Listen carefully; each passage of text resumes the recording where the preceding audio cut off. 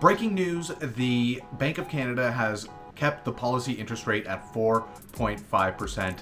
If you're following any realtors or the news, like you probably heard this, but what I want to talk about today is something that may get glossed over when we're talking about interest rates, recession, falling housing prices, is the supply and demand fundamentals of any market. So we're going to be talking about obviously the Durham Region real estate market, and this is your update for February 2023. Welcome to the Sara Walsh Real Estate Team channel. I'm bringing you quality market updates, and Sara and I are bringing you the brand new Durham Region series. So if you're interested in the Durham Region, you're going to want to tune into this channel because we're going to be going through every municipality, talking about things we love, affordability, and things to do in these certain regions. And I'm always going to be covering what's happening in the housing market in terms of pricing and all the stats that you need to make an informed decision. So we're going to get right into the charts here, and what we're looking at is the historical price trend, and we've been going over this for months and months.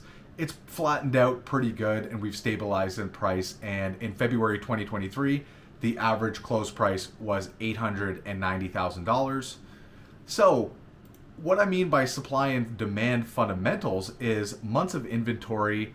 Right here, what we're looking at is very low months of inventory. So we're looking at 1.16 months of inventory in the Durham region, and that is causing some knock-on effects that we're noticing in the real estate market, and those are coming up right now. So this is the sales volume over and under the ask price. So if we're looking at February 2023, 50% of places were selling over the asking price. If we look at January 2023, 35% of places were selling over the asking price. And we've seen a little hockey stick movement up here in the month of February.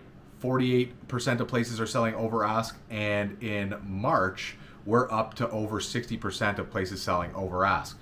So if we're looking at sale to list price ratio, in the crazy times last year, what you were looking at was prices going way beyond, and prices getting bid up like crazy because of the cheap money environment that we were in with low interest rates.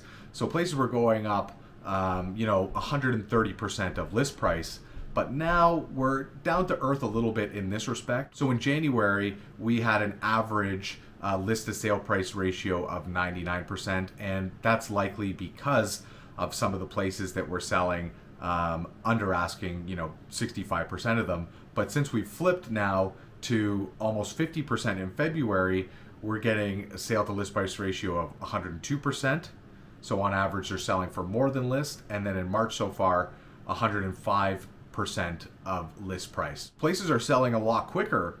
So we're not down at these 5 days on market average level here, but we are getting to an average days on market of 13 and then a median days on market of 7. So I like to look at median because it actually takes out more of the outliers. So it doesn't account highly for places that sold right away in 1 day, or places that took 90 days to sell. It's more of like a balanced approach, whereas the average days on market, you take all of the houses, however many days it took them to sell, add that up, divide it by the number of houses, and you come to that average days on market.